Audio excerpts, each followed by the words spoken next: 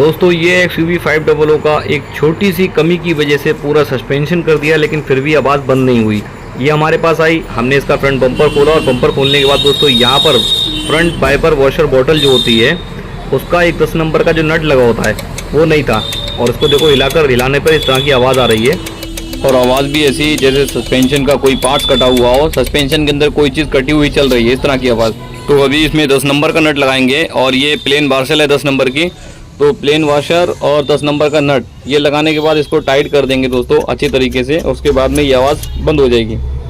तो 10 नंबर की टी टामी से लगाकर हमने इसको टाइट कर दिया, आप देख सकते हैं यहाँ पर। और अभी इसकी आवाज़ जो है दोस्तों, आवाज़ भी चेक कराते हैं। अब ये आवाज़ पूरी तरह से बिल्कुल ख़त्म हो चुकी है। तो उम्मीद करता हूँ दोस्तों आपको ये वीडियो पसंद आई होगी। अगर वीडियो पसंद आएगी तो वीडियो को लाइक करें, चैनल पर नए हैं तो चैनल को सब्सक्राइब करना ना भूलें और इस वीडियो को आगे भी शेयर करें।